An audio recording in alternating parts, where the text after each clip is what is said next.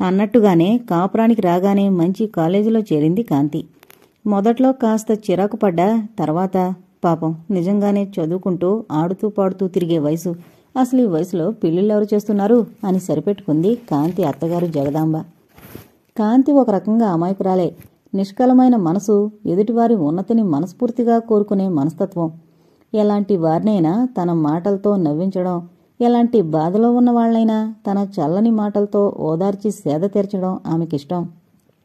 అసలు ఆమెని సీరియస్గానూ కోపంగానూ చూడడం అరుదైన విషయం. నవ్వుతూ నవ్విస్తూ హాయిగా బతికేయాలి అనేదే ఆమె ధ్యేయం. అందుకే ఆమెంటే అందరికీ ఇష్టం.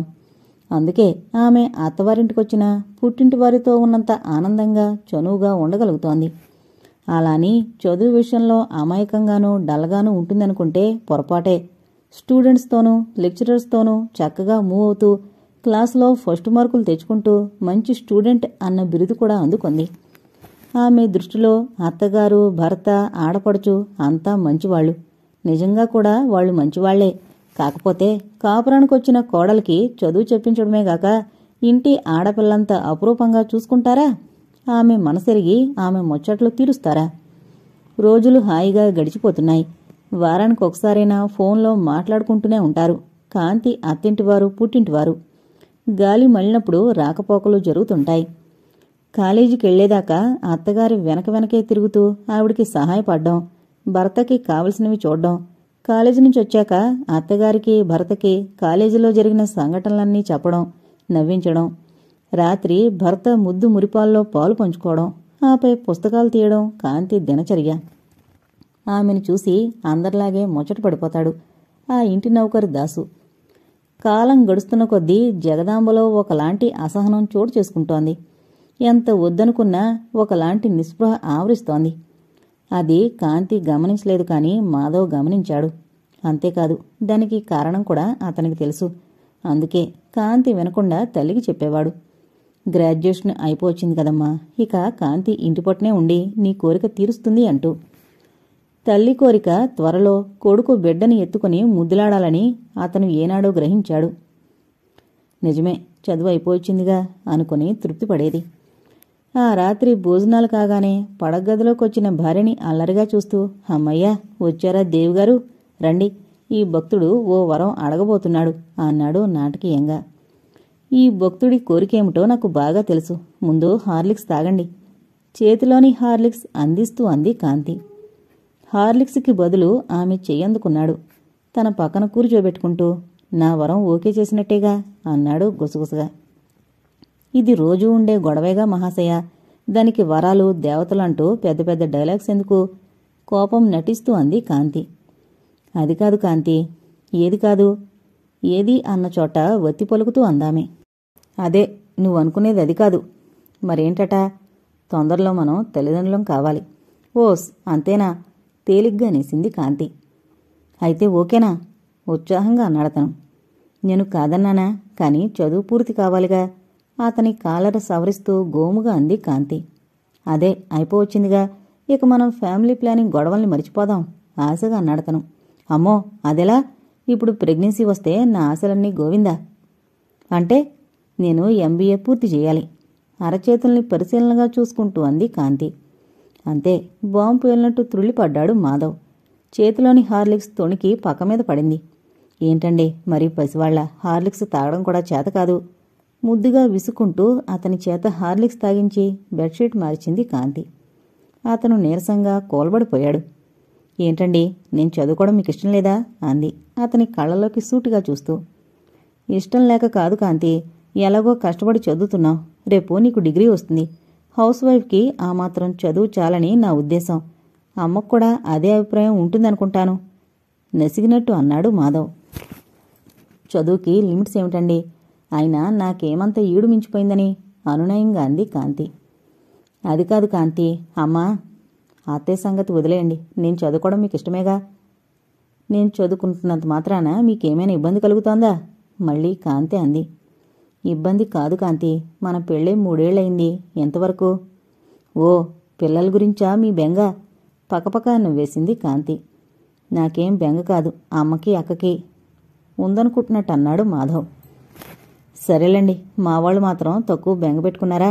మా బామ్మ అయితే కంటపడితే చాలు, పిల్లల గురించి తప్ప ఇంకో మాట మాట్లాడదు తేలిగ్గా అంది కాంతి. ఓసారి భార్య మొహంలోకి పరిశీలనగా చూశాడతను. అలా చూడకండి, పిల్లలంటే నాకు ప్రాణమే. కానీ చిన్నప్పటినుంచి నాదో చిత్రమైన స్వభావం. స్త్రీ అబల కాదు, అవసరమైతే ఆదిశక్తి అవ్వాలి. అమ్మలా లాలించినా ఆదిశక్తిలా విరుచుకుపడినా స్త్రీకే సాధ్యమని నా నమ్మకం. అందుకే ఆడవాళ్లు అన్నీ నేర్చుకునుండాలి. ఉద్యోగాలు చేసినా చెయ్యకపోయినా విద్య ఉండాలి. చేతనైనంత ఎదుటివారికి సాయం చేయాలి. ఇవి నా ఆలోచనలు. ఇవి తప్పంటే చెప్పండి, మీ మాటకి ఎదురు చెప్పను. ఇంక చదువు జోలికి పోను అంది కాంతి. ఆమె గొంతులో తీక్ష్ణత లేదు, నిష్ఠూరం లేదు, వ్యంగ్యభావం లేదు, ఒకలాంటి అర్థింపు ఉంది. మాధవ్ మామూలు స్థితిలోకి వచ్చేశాడు. ఓకే డియర్, అమ్మకి నేనేదో సర్ది చెప్తానులే, కానీ నాకు నువ్వొక ప్రామిస్ చెయ్యాలి. భార్యని పొదివి పట్టుకుంటూ అన్నాడు. ఏంటో అది? అతని మెడలో తన 2 చేతులు దండగా వేసి అల్లరిగా అడిగింది కాంతి. ఎంబీఏ పూర్తయ్యాక అమెరికాను వెళ్లి ఇంకో డిగ్రీ తీసుకుంటానని మరోసారి పకపకా నవ్వేసింది కాంతి. నేను మిమ్మల్ని వదిలిపోతానా? పుట్టింటికి వెళ్లాలంటేనే నాకు అదలా ఉంటుంది. అలాంటిది దేశం వదిలి? No, not at all. I will promise you.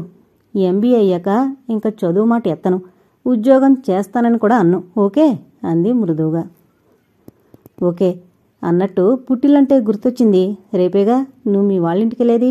ఎన్నాళ్ళు మకం? ఆమెని చుట్టేస్తూ అన్నాడతను. బామ్మ గోల్ చేస్తుంది. 2 రోజులుండి వచ్చేస్తాను. 4 రోజులు హాలిడేస్ వచ్చాయిగా. సరే, లైట్ ఆఫ్ చేయి. మరుక్షణం లైట్ ఆరిపోయింది. పుట్టింటికొచ్చిన కాంతికి ప్రాణం లేచొచ్చినట్లయింది. అమాయకంగా ఆటలాడుకున్న తోటలు, ప్రసాదం, భక్తుల్లా ఫ్రెండ్స్తో కలిసి వెళ్లే వేణుగోపాలస్వామి ఆలయం, కొలువలతో నిండిన తటాకాలు చూస్తుంటే మళ్లీ చిన్నపిల్లని అయిపోవాలనిపించింది ఆమెకి. అసలు పరిసరాలు చూసి దశాబ్దాలు అయిపోయినట్టు, హఠాత్తుగా ఏదో నిధి దొరికినట్లు అనిపించింది. అన్నింటికన్నా ఆమె ఆనందించిన విషయం తనొచ్చిన సమయానికి జానకి కూడా అక్కడుండడం. అయితే ఎందుకో తనని వెళ్ళడం లేదు బామ్మ.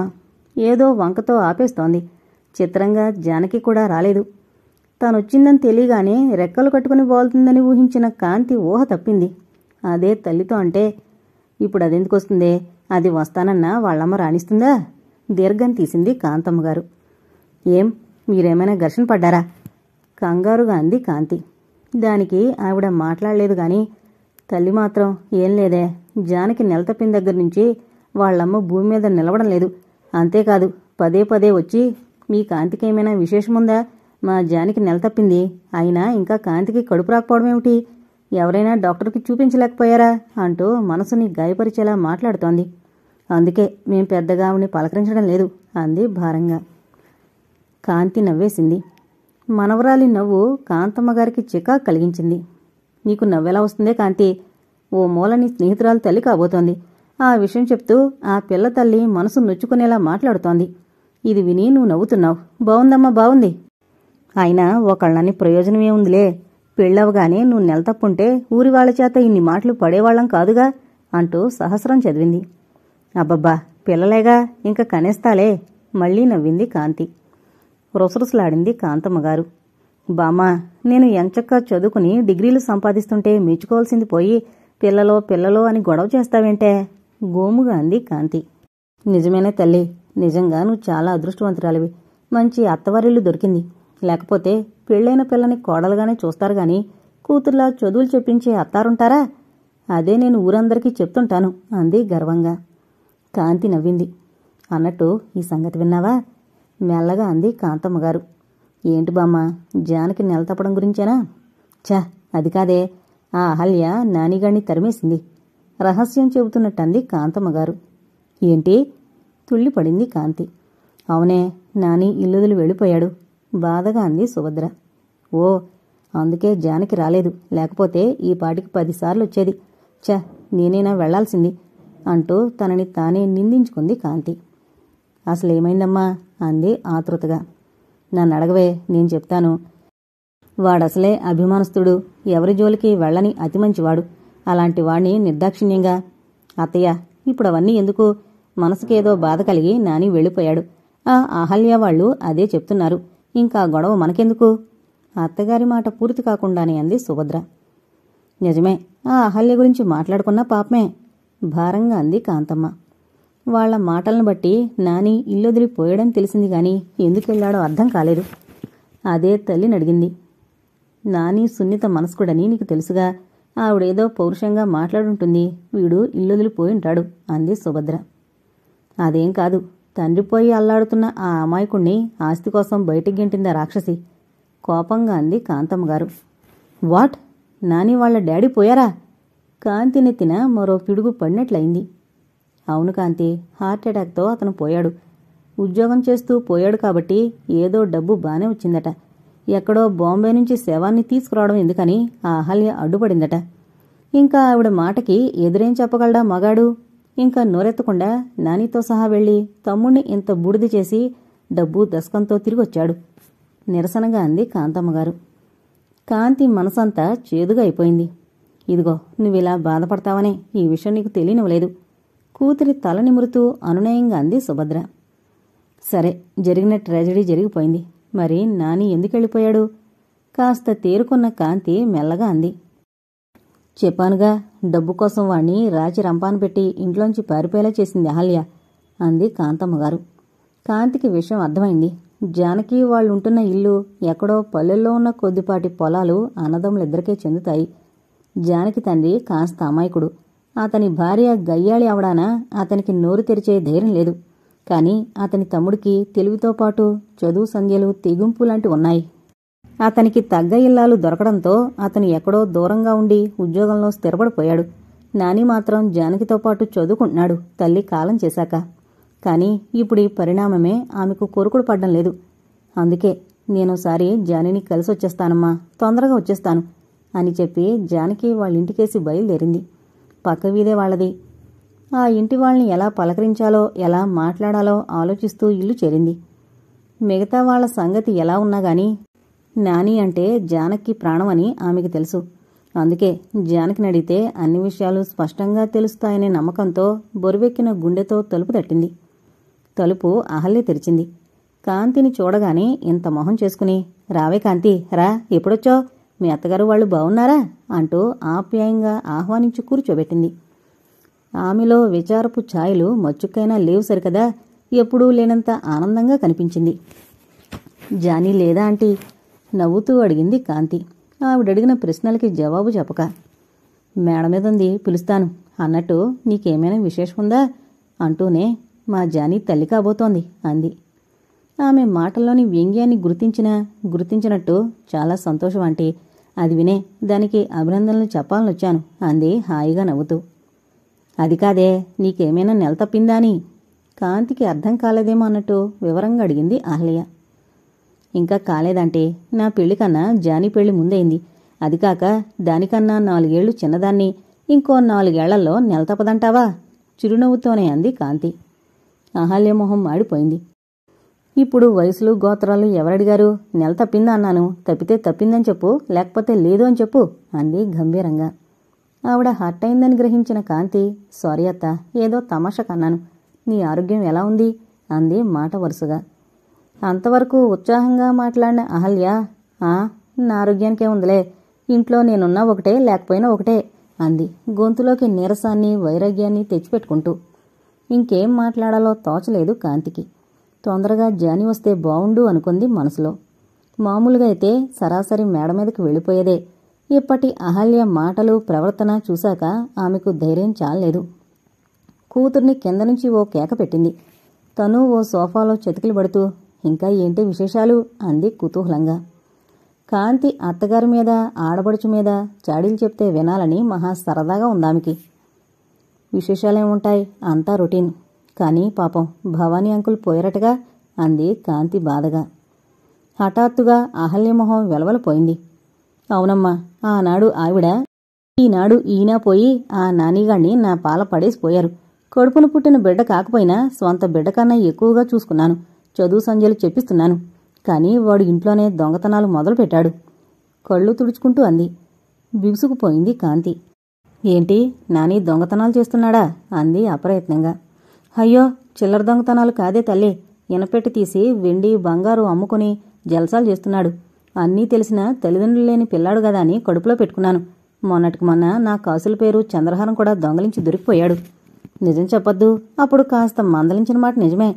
అంత మాత్రాన ఇల్లుదిలిపోతాడా? కన్నతలైతే మాత్రం మందలించదు నిలదీసింది అహల్య. నిజమే అన్నట్టు తల పంకించింది కాంతి. ఎంత అనుమానించినా నాని అలాంటి పనులు చేస్తాడంటే ఆమె మనసు అంగీకరించడం లేదు. ఎక్కడికెళ్ళాడు? కాసేపు తర్వాత మెల్లగా అంది. ఏమో, మాకు చెప్పి వెళ్ళాడు గనుకనా పోతున్నా అన్నాడు. నేనేం మాట్లాడలేదు గాని ఆయన గారు మాత్రం వెళ్లొద్దని బ్రతిమలాడారు. వాడి కర్మ వెళ్ళలేదు. ఎక్కడికని అడిగినా చెప్పలేదు. వాడు సొమ్ము నాకెందుకు? వాళ్ల నాన్నకొచ్చిన డబ్బు మొత్తం ఇచ్చేశాను. ఇంకో లోకమంటావా? వాగని. మరోసారి కళ్ళు తుడుచుకుంది అహల్య. వాళ్ల డబ్బుతో పాటు వాడి ఆస్తిపాస్తులు కూడా ఇచ్చేయాలిగా అమ్మా. కంగుమంది జానకి గొంతు. తుళ్ళిపడి చూశారు అహల్య, కాంతి కూడా. పరిస్థితి కాస్త అవతలకు నెట్టి స్నేహితురాల్ని పట్టి ఊపేస్తూ అభినందనలు చెప్పింది కాంతి. అయితే ఆమె ఆశించినట్టు జానకి మొహంలో రవ్వంత ఆనందం కూడా లేదు. ఎప్పుడొచ్చో అని మాత్రం అంది క్లుప్తంగా. తెల్లబోయింది కాంతి. స్నేహితురాల పక్కన కూర్చుని, అలా ఉన్నావేం జానీ, ఒంట్లో బాగలేదా అంది ఆప్యాయంగా. ఒంట్లోకేం బానే ఉంది, మనసే బాగాలేదు. కళ్లల్లో నీళ్లు తిరుగుతుండగా మెల్లగా అంది జానకి. అయోయ్, నాని చాలా మంచివాడు. హఠాత్తుగా ఎందుకలా మారాడో గాని అయినా అవన్నీ తట్టుకుని బాధపడ్డానికి నువ్వు ఒట్టి మనిషివి కూడా కాదు. త్వరలో నీకు పన్నెంటి బిడ్డ పుట్టబోతున్నాడు. ఈ సమయంలో నువ్వెంత ఆనందంగా ఉంటే బిడ్డంత హెల్దీగా పుడతాడు. విన్న మాటల్ని అనునయంగా అందంగా చెప్పింది కాంతి. అది అలా చెప్పమ్మా.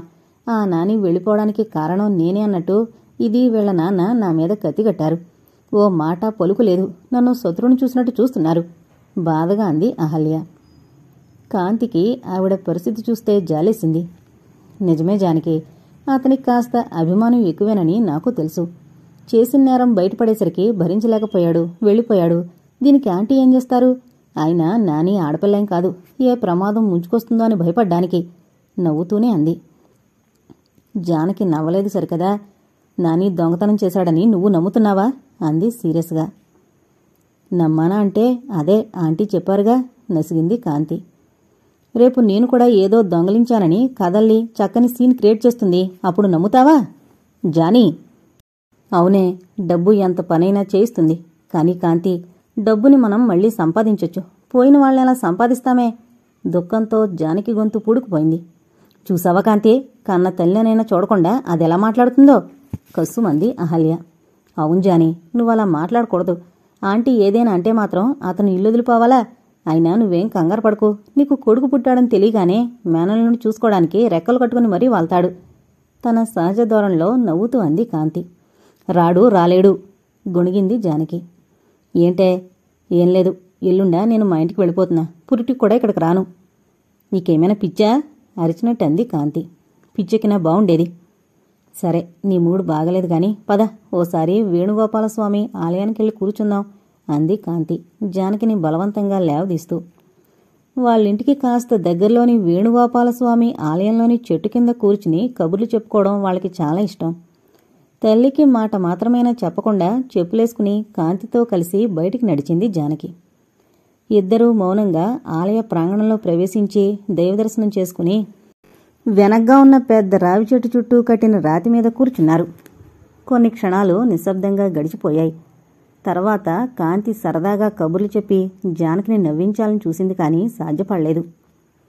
చిన్న విషయాన్ని ఇంత పెద్ద ఇష్యూ చేసి నువ్వు బాధపడి మీ పేరెంట్స్ని బాధపెట్టడం బాగలేదు జానీ కాస్త గంభీరంగానే అంది. ఇది చిన్న విషయం అనిపిస్తోందా నీకు? కస్సుమంది జానకి.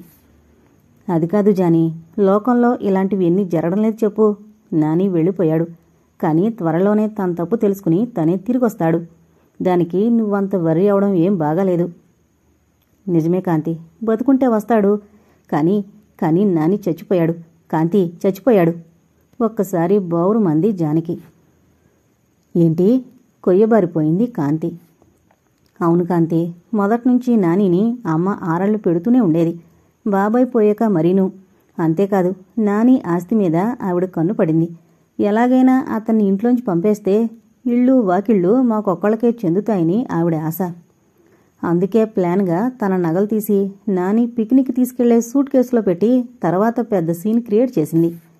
నాని మొత్తుకున్నాడు తనకేం తెలీదని. అయినా ఆమె వినలేదు. నానా మాటలు అంది. పాముని పాలు పోసి పెంచానంది. కొంత డబ్బు తెచ్చి అతని మొహాన కొట్టి, మీ నాన్న సొమ్ము కూడా తీసుకుపో అంది. మా ఇంట్లో ఉండడానికి వీల్లేదు అంది. అంతేకాదు, ఇంకా చాలా దారుణంగా అవమానించింది. అభిమానధనుడైన నాని ఈ అవమానాన్ని తట్టుకోలేకపోయాడు. అప్పటికప్పుడే చిన్న సూట్ కేసుతో ఊరొదిలిపోయాడు. ఇదంతా భరించలేని నాన్న నాకు చాటుగా ఫోన్ చేశారు. మేమొచ్చేసరికి మళ్ళీ దుఃఖం వచ్చింది జానకి. ఏమైంది? జానకిని కుదిపేస్తూ అంది కాంతి. కొన్ని క్షణాల తర్వాత తేరుకున్న జానకి, నాని ఇల్లు వదిలిన వారం రోజులకి పూనాలోని పోలీస్ స్టేషన్లోంచి ఫోన్ వచ్చింది. రైలు పట్టాల మీద ఓ శవం దొరికిందని, ఆ శవం తాలూకా షర్ట్ పాకెట్లో తమ అడ్రస్ అవి ఉన్నాయని తెలియపరిచాడు. అది విన్న నాన్న షాకు గురయ్యారు. తర్వాత ఎలాగో ఆయన్ని మామూలు మనిషిని చేసి పూనా తీసుకెళ్లారు మా వారు. అక్కడ మార్చురీలో నాని శవం దాదాపు శిథిలావస్థలో. జానకి వెక్కి వెక్కి ఏడవసాగింది. కాంతికి కూడా దుఃఖం వచ్చింది. అయినా తన దుఃఖాన్ని అతి ప్రయాసగా తొక్కిపెట్టి, ఆత్మహత్య చేసుకున్నాడా అంది తడారిపోతున్న గొంతుతో. అనే అనుకుంటున్నారు. జేబులో ఉన్న పర్సు, మెళ్ళలోని చైను, బట్టలు, శిథిలమైన శవాన్ని నాన్నకు అప్పగించారు. ఎలాగో శవానికి అంత్యక్రియలు జరిపించి ఏడుస్తూ వచ్చారు నాన్న. అప్పటినుంచి చిత్రంగా నాన్నలో మార్పు వచ్చింది. అమ్మతో మాట్లాడడమే మానేశారు. మా వారికి కూడా ఈ సంఘటన చాలా బాధ కలిగించింది. చిత్రమేంటంటే మా అమ్మ మాత్రం ఏం జరగనట్టే హ్యాపీగా ఉంది. ఒక రకంగా చెప్పాలంటే మరింత హ్యాపీగా తిరుగుతోంది. నాని మరణం సంగతి ఎవరికైనా చెప్తే ఉరేసుకుని చేస్తానని వార్నింగ్ ఇచ్చింది. అది నలుగురికి చెప్పినంత మాత్రాన ఇంకా మనస్తాపమే కానీ మనశ్శాంతి ఉండదు కదా. అందుకే మేము నోరెత్తలేదు. అన్నింటికన్నా దారుణమైన విషయం ఏంటంటే తన నగల్ని తీసి నాని పెట్టెలో పెట్టడం మా పనిపిల్ల సీత కళ్ళారా చూసింది. అదే నాకింకా చాలా విషయాలు చెప్పింది. ఇప్పుడు చెప్పు కాంతి, నానిది హత్య కాదు, తనని చంపింది మా అమ్మ కాదు. ఇలాంటి ఇంట్లో పురుడు పోసుకుని మరో ప్రాణిని ఈ లోకంలోకి తీసుకురానా? నో, నేనిక్కడుంటే నాకు నాని తప్ప ఇంకేం గుర్తుకు రావడం లేదు Kanthi. I can't stay here. Kanthi గుండెల్లో తలదాచుకుని వెక్కి వెక్కి ఏడ్చింది జానకి. శిలలా అయిపోయిన కాంతి చేతుల్లోకి చలనం వచ్చి మెల్లగా స్నేహితురాలి వెన్ను నిమురుతుండిపోయింది. ఇంక వెళదాం, చాలా పొద్దుపోయింది. నా గురించి బాధలేదు కానీ నీ గురించి మీ వాళ్ళు కంగారు పడుతుంటారు. కళ్ళు తుడుచుకుని మామూలుగా ఉండడానికి ప్రయత్నిస్తూ అంది జానకి. కాంతి భారంగా లేచింది. కాంతి, లోగొంతుతో పిలిచింది జానకి తను లేస్తూ. ఈ విషయం, అదే నానిపోయిన విషయం ఇక్కడ ఎవరికీ తెలీదు. దయచేసి నువ్వు చెప్పొద్దు.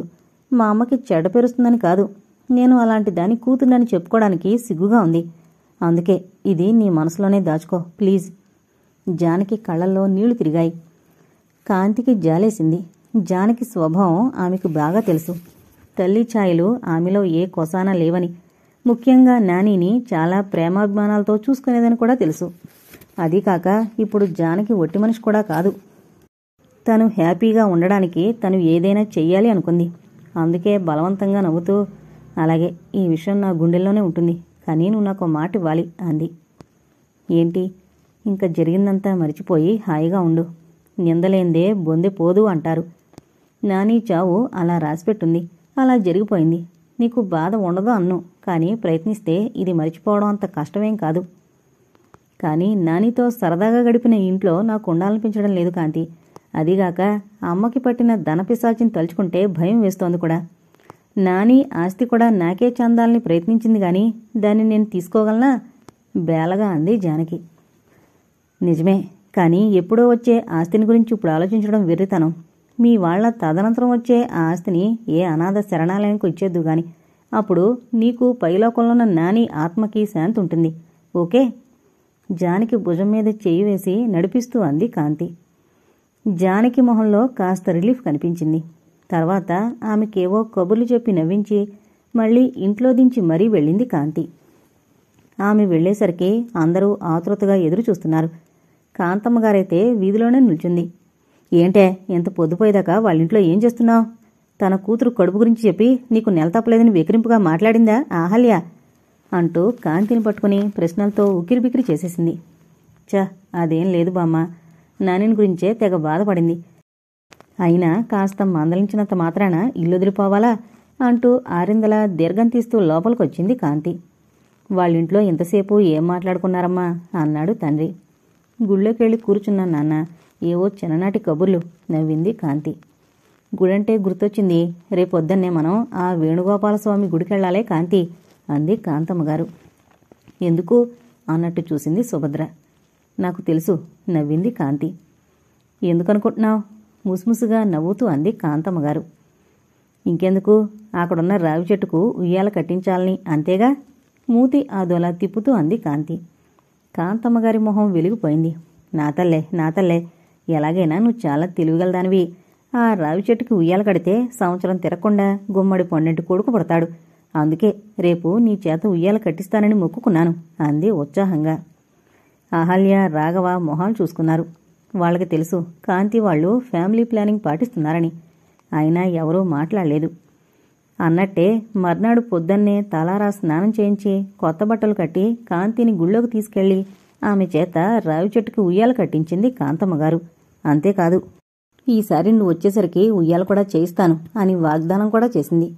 కాంతి మనసులోనే నవ్వుకుంది. ఆ రాత్రి ఆమెకి నిద్రపట్టలేదు. ఒకవైపు నాని మరణం, మరోవైపు బామ్మ ముక్కులు ఆమెకి నిద్రను దూరం చేశాయి. పిల్లల కోసం అప్పుడే ఇన్ని కలలు కనిస్తోంది బామ్మ. రేపు నేను ఎంబీఏ చదవబోతున్నానని, అది పూర్తయ్యేదాకా పిల్లల్ని కందల్చుకోలేదని తెలిస్తే ఏమవుతుంది అన్న ఆలోచనలు ఆమె మనసుని కలవరపెట్టేశాయి. సాయంత్రం 6 దాటింది. కాలేజ్ ఆవరణంతా ఇంకా సందడిగానే ఉంది.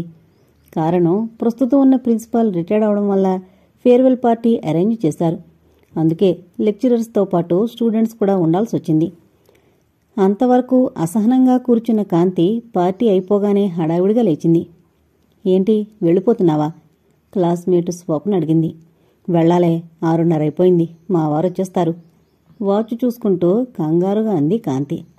అబ్బా, ఒక్కరోజు ఆలస్యంగా వెళితే మీ ఆయనేం తల తీసి మొలేరులేవే. పార్టీ తర్వాత మన సీనియర్స్ డ్యాన్స్ ప్రోగ్రాం ఉందని మర్చిపోయావా కాస్త విసుగ్గా అంది స్వప్న. అవును కాంతిగారు, మీరెళ్ళిపోతే నిజంగా కాంతి వెళ్ళిపోయినట్లుంటుంది. ఇంకాసేపు ఉండండి చనువుగా అన్నాడు ఒక అతను. కాంతి నవ్వేసింది. ఇన్ని లైట్స్ ఉంటే కాంతి లేకపోవడం ఏంటండి బాబు. అయినా ఇదిగో ఈ స్వప్న ఆ లలితా బృందం ఉండగా సందడికేం తక్కువ ఉండదు అంది కాంతి. ఏమైనా మీరు ఉన్నంత సందడి ఉండదు. సారీ రఘుగారు, నేనింటికి కాస్త ఆలస్యంగా వెళితే మా వారు కంగారు పడిపోతారు.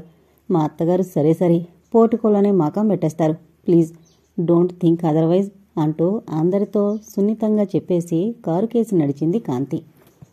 పెళ్ళైతే ఇదో బాధ, అదోలా నిట్టూర్చింది స్వప్న.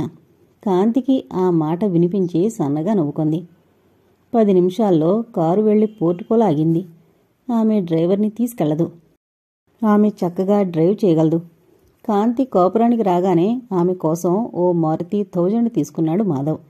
దాంట్లోనే ఆమె వెళ్ళొస్తుంది. కారాపి అందులోంచి దూకినంత వేగంగా దిగి లోపలికి పరిగెత్తింది. పనివాడు దాసు ఎదురయ్యాడు. దాసు, అయ్యగారొచ్చారా అంది గొంతు తగ్గించి. లేదు అన్నట్టు తల ఊపాడు దాసు. థ్యాంక్ గాడ్ అనుకొని ఒక కంగలో అన్నట్టు మేడ మీదకెళ్ళి డ్రెస్ చేంజ్ చేసుకుని మళ్లీ హాల్లోకి వచ్చింది కాంతి. హాల్లో కూర్చునుంది అత్తగారు జగదాంబ. ఓసారి కోడల్ని చూసి తల తిప్పుకుంది. కాంతి మెల్లగా ఆమె దగ్గరగా వెళ్లి పక్కనే కూర్చుంది. జగదాంబ మొహం గంభీరంగా ఉంది. అత్తయ్య, కోపమొచ్చిందా గోముగా అంది కాంతి. కోపమా? నాకా? నా కోపం ఎందుకు తల్లి? నా కోపం వస్తే మాత్రం ఎవరికి నష్టం విసురుగా అంది జగదాంబ. అదిగో మీకు నిజంగానే కోపం వచ్చింది. నేను ఆలస్యంగా వచ్చాననేగా. అది కాదత్తయ్య, ఇవాళ మా కాలేజీలో నువ్వు ఆలస్యంగా వచ్చినందుకు కాదు నా కోపం. కోడలి మాట పూర్తిగా వినకుండానే అంది జగదాంబ. మరెందుకట? నా కర్మకి. ఏంటత్తయ్య? అత్తగారి చేతుల్ని తన చేతుల్లోకి తీసుకుంటూ లాలనగా అంది కాంతి. కాంతి, నాకు ఒకే కూతురు, దానికి పెళ్లి చేసి పంపేశాను కదా అని నా కూతురులాగే ఉంటావని చిన్నతనంలోని నిన్ను కోడలుగా తెచ్చుకున్నాను. మరిప్పుడు నేను మీ కూతురులా లేనా? చనువుగా ఆమె మెడ చుట్టూ చేతులు వేసి ఊపుతూ అంది కాంతి. ఉన్నావులే మహా. కాపురానికొస్తూనే కాలేజీ అంటూ బయలుదేరావు. కాలేజీకి వెళ్ళి రావడం, చదువుకోవడం ఇవేగా నువ్వు చేసే పనులు విసురుగా అంది జగదాంబ కోడలి చేతుల్ని తీసేస్తూ. అమ్మా, ఇంకోటి కూడా చేస్తున్నాను, దాన్ని మీరు మరిచిపోయారు అల్లరిగా అంది కాంతి. ఏంటది? కళ్ళు చిట్లించింది జగదాంబ. మీ అబ్బాయితో కోపరం గొంతు తగ్గించి గుసగుసగా అంది కాంతి. ఆమె అన్న తీరుకి జగదాంబకి నవ్వొచ్చింది. అయినా నవ్వలేదు.